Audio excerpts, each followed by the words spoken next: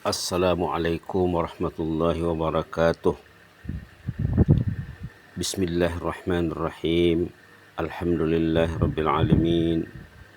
Wassalatu wassalamu ala asyrafil mursalin wa ala alihi wa sahbihi ajma'in. Allahumma salli ala Sayyidina Muhammad wa ala ali Sayyidina Muhammad kama sallaita ala Sayyidina Ibrahim wa ala ali Sayyidina Ibrahim innaka Hamidum Majid. وسلم تسليما كثيرا كثيرا ومن تبعهم بإحسان إلى يوم الدين عدد خلقه تعالى ورضا نفسه وزينة عرشه ومداد كلماته كما يحب ربنا ويرضى. رب اشرح لي صدري ويسر لي أمري واحلل عقدة من لساني يفقهوا قولي. غفرانك ربنا وإليك المصير غفرانك ربنا وإليك المصير غفرانك ربنا وإليك المصير. Alhamdulillah, Allah masih mengizinkan kita duduk bersama Kitabullah sejenak, bersama tafsir surah Al-Ghasyiyah, bersama tafsir Al-Munir karangan Profesor Dr. Wahbah Zuhaili rahimahullah. Pagi ini hari Sabtu, pertemuan yang ke-6 bersama surah Al-Ghasyiyah, kita masih membincangkan ayat pertama surah Al-Ghasyiyah, ahal ataka hadisul ghasyiyah, macam mana jamaah muslimah warga emas di zaman Rasulullah SAW berinteraksi dengan Al-Quran. Dulu Al-Quran belum terkumpul seperti sekarang, sekeping-sekeping saja. Jadi muslimah ini membaca satu ayat saja berulang kali sambil mendalaminya, sambil merenungkannya, sambil berdoa dan menangis. Dan kita sudah sebut contoh-contoh lain, Rasulullah sendiri buat, sahabat lain buat, orang saleh lain buat juga pendekatan yang sama. Kita sudah sebut juga tentang kisah Muhammad bin Al-Munkadir, seorang tokoh tabi'i yang hidup tahun 51 Hijrah, meninggal dunia ya, wafat 130 Hijrah. Macam mana dia membaca satu ayat dalam Al-Quran, tapi pembacaannya sama dengan pembacaan muslimat warga emas yang di zaman Rasulullah SAW, dibacanya berulang kali. Ini dalam sholat ya, dalam sholat. Yang muslimah tuh ceritanya mungkin bukan sholat, ini waktu sholat. Jadi kita, walaupun kita sudah pernah sorot nih, kita mau sorot sekali lagi untuk lebih terperinci. Katanya di sini apa? Muhammad bin Al-Munkadir termasuk contoh dan teladan dalam hal keyakinan dan keimanannya. Dia keimanannya, keyakinannya sangat hebat. Jadi kalau kita ingin mengukur iman kita, keyakinan kita, kita kena baca kisah-kisah orang seperti ini. Seperti mana yang dikatakan oleh Sufyan Ats-Tsauri rahimahullah. Sufyan Ats-Tsauri menyaksikan kehebatan Muhammad bin Al-Munkadir. Muhammad bin Al-Munkadir juga adalah di antara barisan qurra, orang yang menekuni mendalami Al-Quran. Malah di antara golongan yang tidak berupaya menyekat genangan air mata saat membaca hadis Rasulullah SAW. Bukan saja membaca Quran, baca hadis juga. Bila membaca hadis Nabi, hadis Rasulullah SAW, beliau juga tidak tertahan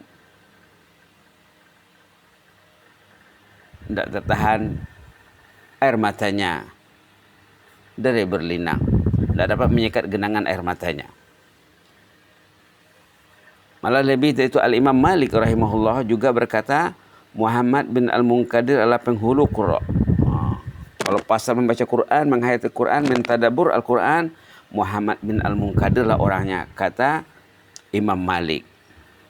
Sudah dua yang memujinya ya, Sufyan Ats-Tsauri, ini tokoh-tokoh ulama besar ini, Al-Imam Malik rahimahumullah juga menyokong, menyanjung hebatnya Muhammad bin Al-Munkadir. Apa kata Imam Malik? Katanya Muhammad bin Al-Munkadir penghulu segala Al-Quran. Qura' di sini bukan orang yang baca Quran ya. Kalau sekarang qura' itu orang baca Quran. Dulu orang yang menekuni Al-Quran. Oleh itu amalan qiyamul lail beliau dan sholat tahajudnya diantara salah satu petanda kesalehan dan petanda beliau beroleh hidayah Allah. Dilihat kepada amalannya, orang ini memang dituntun Allah hidupnya. Kita kalau kita mau dituntun Allah hidup kita akan mencontohi orang yang dituntun Allah hidupnya. Itu maka kita wajib meminta kepada Allah agar kehidupan kita ini dituntun Allah. Ihdinas siratal mustaqim.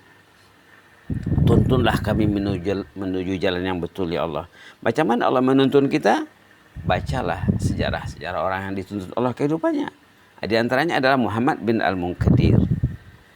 Dikisahkan bahwa Muhammad bin Al-Munkadir pada suatu malam pernah dia melakukan qiyamul lail suatu malam, beliau coba menangis. Orang dulu bila mereka qiyamul lail, mereka membaca Quran dalam ayat salat sunat tahajud, mereka akan coba menangis. Menangis ini memang jadi target orang dulu ya. Apa perlunya? Karena dengan menangis ini insya Allah dosa orang itu akan hanyut.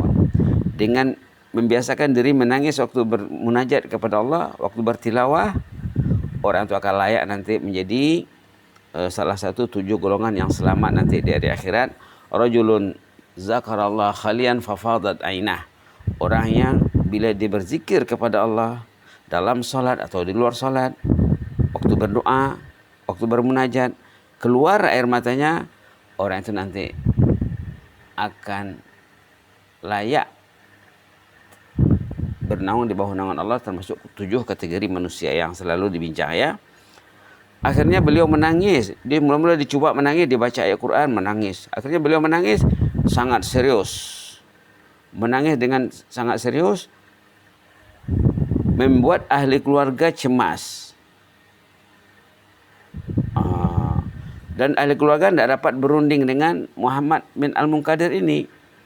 Karena tangisannya luar biasa. Maka berangkatlah ahli keluarga menemui ulama tersohor semasa dengan Muhammad bin Al-Munkadir, kira-kira guru lah kepada Muhammad bin Al-Munkadir, mentornya lah.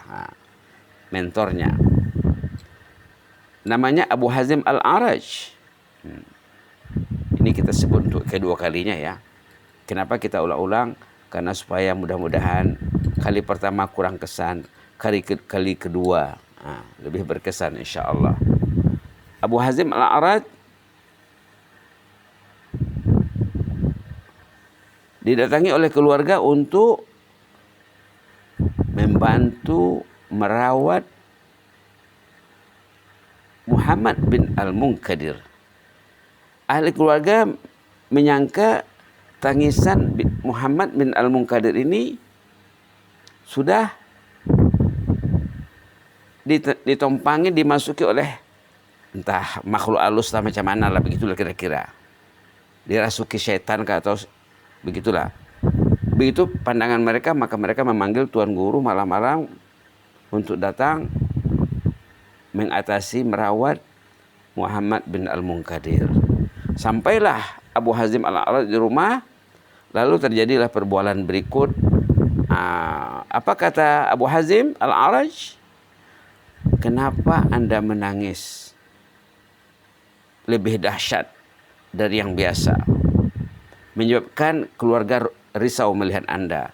Mereka terpaksa menjemput saya datang ke rumah untuk menyelesaikan masalah Anda ini. Apa kata Muhammad Al-Munkadir? Tadi saya membaca satu ayat. Ayat sepotong ini membuat saya menangis, bahkan menangis secara berterusan dengan dahsyat. Ditanya oleh Abu Hazim Al-A'raj, ayat apa? Baru dibacanya. Ayat 47 surah Az-Zumar, walau anna lilladzina zalamu a'udzu billahi minasyaitonir rajim. Walau anna lilladzina zalamu ma fil ardi jami'an wa mislahu ma'ahu laftadaw bih ومثله معه لافتدوا به من سوء العذاب يوم القيامة وبدا لهم من الله ما لم يكونوا يحتسبون. اللهم ارحمنا ya Rabb. Allahumma afina wa'fu anna. Ayat ini tentang fenomena hari kiamat. Rata-ratanya ayat yang membuat orang itu menangis, orang-orang saleh zaman dulu seperti yang dikisahkan muslimat zaman warga emas zaman Rasulullah adalah ayat tentang hari kiamat. Kita ada sebut Al-Quranul Karim sangat membuat prioritas besar tentang hari kiamat. Kalau ada hari kiamat di hati kita, kalau teringat hari kiamat hari-hari, tandanya orang itu dituntun Allah. Kalau lupa hari kiamat, lupa nak mati, lupa alam kubur, tanda orang itu hidupnya lengah dan lalai. Itu sajalah. Nampak istri, oh istriku ini ahlul jannah ini. Solatnya terurus dengan baik. Dia solat fardu, dia solat sunat, dia solat tepat waktu. Dia ada masa bersama Al-Quran. Nah, Quran berlalu satu hari kalau tidak dipegang, tidak dibaca, orang itu berdosa. Kalau dia tidak merasa berdosa, dosanya bertindih, berlapis dosanya. Nah, jadi Muhammad bin Al-Munkadir dibacanya ayat tentang hari kiamat dalam sholat tahajud, lalu inilah membuatnya menangis. Apa maksud ayat ini? Katanya pada hari kiamat nanti orang yang zalim hidupnya di dunia, kalau dia ada harta kekayaan sebanyak semua harta kekayaan yang ada di dunia ini 2 kali ganda, kalaulah ada katanya dia siap untuk menebus azab hari kiamat itu saking dahsyatnya, karena dahsyatnya azab itu. Subhanallah. Itu maka kita perlu menyimak ayat-ayat tentang hari kiamat. Pergaduhan ahli keluarga akan berlaku. Suami akan dengan istri akan bergaduh nanti. Mak bapak dengan anaknya akan berkelahi nanti. Kita dah sebut sebelum ini juga ya. Perlu disemak. Keluarga tidak mengindahkan keluarganya. Tengok satu contoh dalam surah Abbas. Ini bukan masalah bergaduh, masalah tidak peduli. Masalah bergaduh itu di surah lain. Tengok di sini. Faiza ayat 33, 34, 35, 36, 37 sampai akhir. Surah Abasah halaman 585. A'udzubillahi minasyaitonir rajim. Faiza ja'atis sakhah يوم يفر المرء من أخيه وأمه وأبيه وصاحبته وبنيه لكل امرئ منهم يومئذ شأن يغنيه. Itu saja dulu ya. 33 sampai 37. Faiza ja'atis sakhah. Bila datang hari kiamat itu nanti yauma yafirul mar'u min akhihi. Orang itu akan lari dari saudaranya. Ada saudara depan matanya dia tak peduli. Wa ummihi wa abih, ibunya ayahnya depan matanya dia tak peduli. Wa sahibatihi, istrinya. Wa banih, anaknya, belahan jiwa di depan matanya tak peduli dia. Kenapa? Tengok ayat 37, likulli imri'in minhum yawma idzin sya'nu yughnih. Setiap orang sibuk dengan urusan masing-masing. Tak peduli anak isteri, tak peduli ayah ibu, tak peduli saudara. Subhanallah. Satu contoh ya, surah Abbas. Jadi ayat inilah yang teringat oleh Muhammad bin Al-Munkadir di penghujung ayat 47 surah Az-Zumar. Wa badalahum minallahi ma lam yakunu yahtasibun. Di hari kiamat nanti akan terbukti, akan ternyata, akan ketara perkara-perkara yang tidak pernah terlintas di dunia.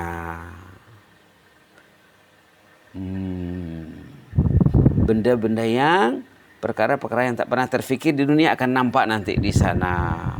La ilaha illallah. La ilaha illallah.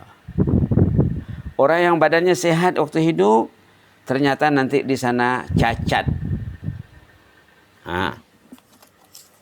Badannya sehat waktu hidup, nanti jadi cacat di sana. Tengok surah Toha ya. Tengok surah Toha menerangkan orang yang sehat waktu hidup nanti cacat di sana. Boleh dilihat Bismillahirrahmanirrahim. Boleh dilihat halaman 320. Orang yang sehat walafiat di dunia, anggotanya sehat, nanti di sana cacat.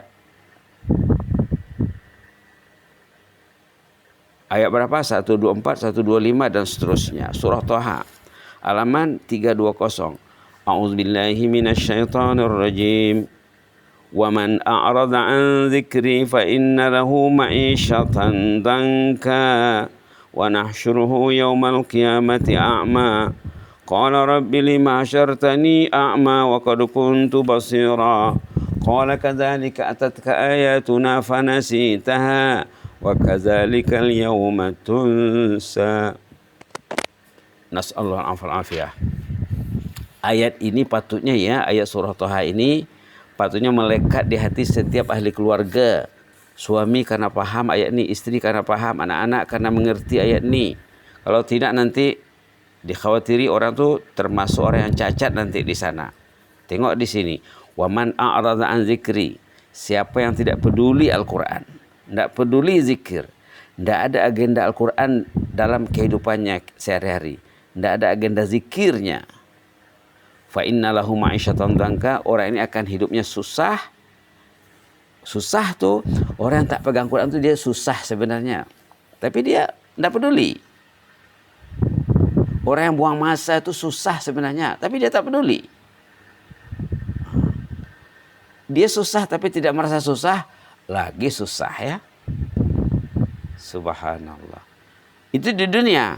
Walaupun duitnya banyak, rumahnya besar, keretanya besar, hidupnya nampaknya oke, tapi sebenarnya tak oke. Hatinya tersiksa. La ilaha illallah. Itu di dunia. Wa nahsyuruhu yaumal qiyamati a'ma, katanya. Di hari kemudian nanti cacat penglihatan. Cacat penglihatan. Orang ini bila menghadap Allah bertanya kepada Allah, kenapa saya cacat penglihatan?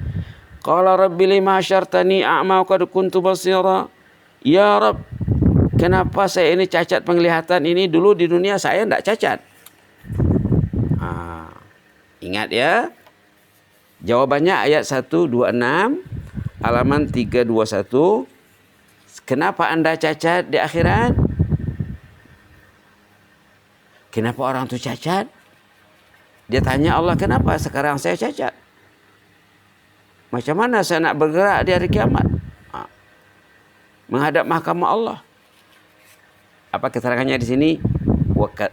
Qala kadzalika atatka ayatuna fanasitaha. Engkau ada Quran tapi engkau tak baca. Ada Quran tak ada mau tadabbur. Ada tafsir Al-Munir, tak mau join. Tafsir lain juga tak join. Ada kelas tafsir, dia tak peduli dia. Kadzalika atatka ayatuna fanasitaha. Engkau dulu di dunia tak peduli Al-Quran, tak peduli tafsir, tak peduli tadabbur.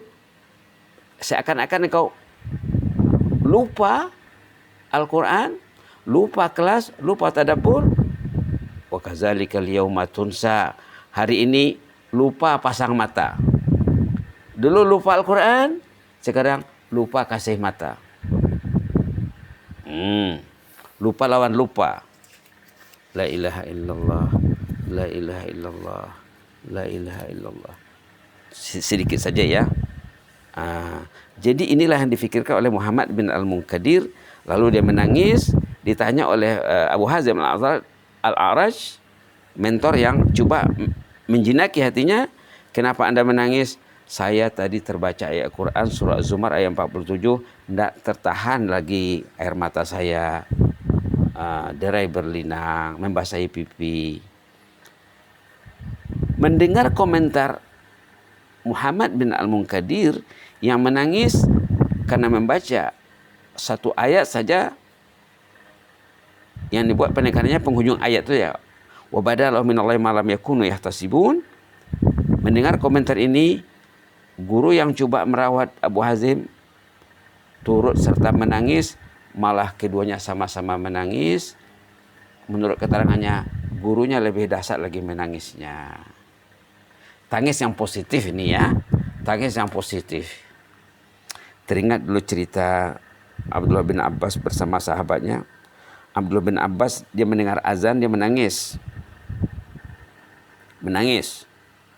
Ditanya oleh sahabat-sahabatnya, kenapa Anda menangis waktu mendengar azan? Cobalah ceritakan kepada kami agar kami turut serta menangis. Ini cerita Abdullah bin Abbas ya. Diambil pada kitab namanya Tanbihul Ghafilin, edisi Arab. Bukan edisi Melayu ya. Karangan Abu Lais As-Samarqandi rahimahullah. Abdullah bin Abbas pernah menangis mendengar azan.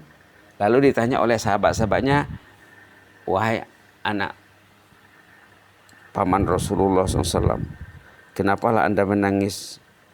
Ceritakanlah kepada kami agar kami juga turut serta menangis. Nah, orang saleh ada menangis berjamaah dalam kehidupan mereka. Ini kira menangis berjamaah ini. Muhammad bin Al-Munkadir menangis bersama Abu Hazim berjamaah. Sama-sama mendilit dosa. Lalu kata Abdullah bin Abbas, orang sekarang tidak paham katanya. Ramai orang tidak paham Allah Akbar itu apa. Itulah saya menangis kan. Allahu Akbar, Allahu Akbar. Apa maksudnya? Mereka tidak paham katanya. Kalau mereka paham Allahu Akbar, Allahu Akbar. Kalau mereka paham asyhadu an la ilaha illallah, asyhadu anna Muhammadar Rasulullah, khususnya Allahu Akbar. Kalau mereka paham, tidak mungkin ada yang tidur katanya. Kalau malam hari. Kalau siang hari, tidak mungkin ada yang duduk-duduk di kantor, di rumah, di mana, di kedai, di restoran, tadi mana. Tidak mungkin ada yang berolahraga waktu azan berkumandang. Kata Abdullah bin Abbas. Itulah saya menangis, saya risau melihat umat, mereka sudah lupa. Itu sahabat yang bercerita itu ya. Sahabat yang bercerita itu. Subhanallah.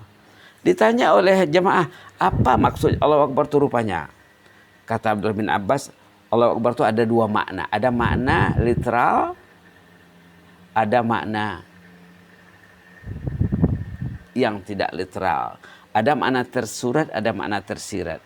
Makna tersuratnya Allahu Akbar, Allah Maha Besar, Allah Maha Agung. Itu tersurat, literal. Makna ikut kamus. Makna tersirat, kalau Allah itu Maha Besar, Allah itu Maha Agung, ya penuhilah panggilannya. Tinggalkanlah yang lain. Jangan tidur waktu azan subuh. La ilaha illallah. La ilaha illallah. Semaklah kitab yang dikarang ulama ya. Jadi akhirnya Abu Hazim dengan Muhammad bin Al-Munkadir sama-sama menangis. Sama-sama menangis dua-dua.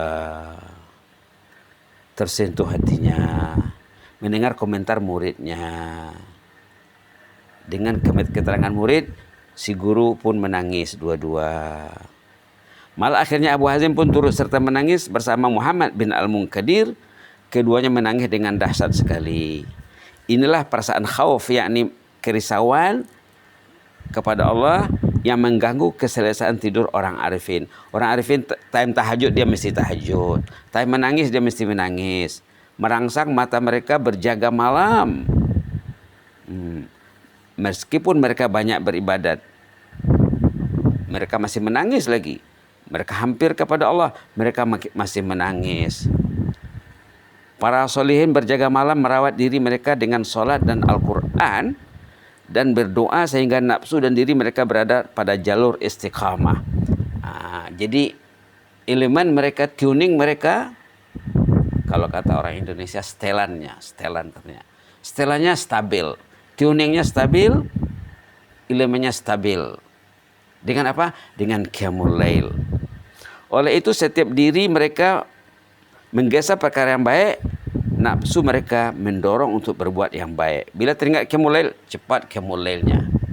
Otomatik. Dalam satu sumber, Muhammad bin Al-Munkadir sendiri bercerita, katanya, saya berjuang melawan nafsu 40 tahun katanya. Macam mana dia boleh sampai tahap yang luar biasa itu? Menangis masa baca Quran, dan dia cerita dengan gurunya pun turut menangis. Macam mana hebatnya kesan kata-kata Muhammad bin Al-Munkadir, macam mana hebatnya perinteraksian beliau dengan Al-Quran. 40 tahun saya berjuang katanya mencapai level ini. Subhanallah, subhanallah. 40 tahun perjuangan katanya. Subhanallah, subhanallah. Kemudian beliau juga pernah berkisah, katanya apa?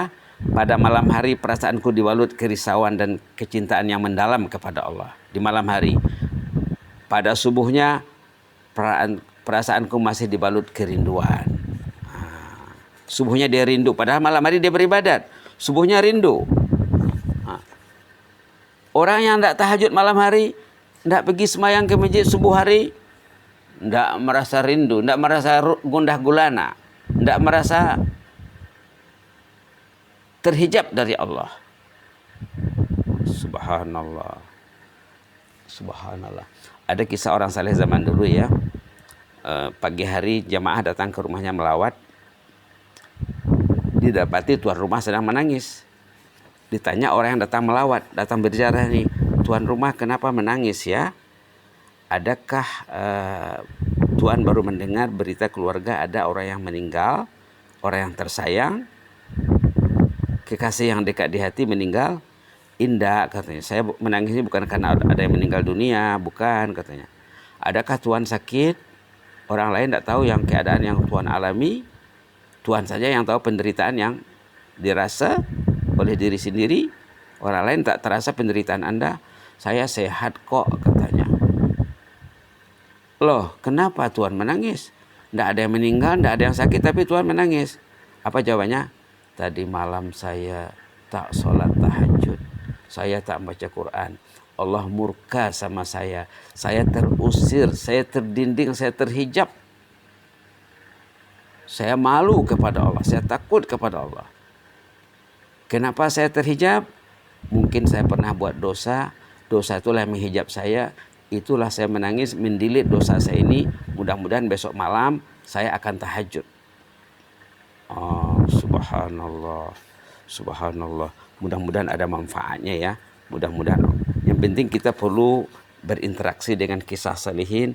Kalau kita tidak dapat mendekati orang saleh secara empat mata, duduk bersama, bincang bersama, kalau tidak ada masa, bacalah kisah orang salihin. Kisah salihin ini akan merawat hati. Kalau tidak, nanti hati kita tidak terawat, hati kita akan sakit dan sakit. Dikhawatirin nanti di hari kemudian susah hidupnya ya. Na'udzubillah summa na'udzubillah. Allahumma ighfir lana warhamna wa tub alaina innaka antat tawwabur rahim. Ghufranaka rabbana wa ilaikal masir. Ghufranaka rabbana wa ilaikal masir. Ghufranaka rabbana wa ilaikal masir. Rabbana zalamna anfusana wa illam taghfir lana wa tarhamna lanakunanna minal khasirin. Subhana rabbika rabbil izzati amma yasifun wa salamun alal mursalin. Inni uhibbukum fillah. Jazakumullah khairan wa barakallahu li wa lakum. Wa astaudiukumullah wa jazakumullah khaira. Wassalamualaikum warahmatullahi wabarakatuh.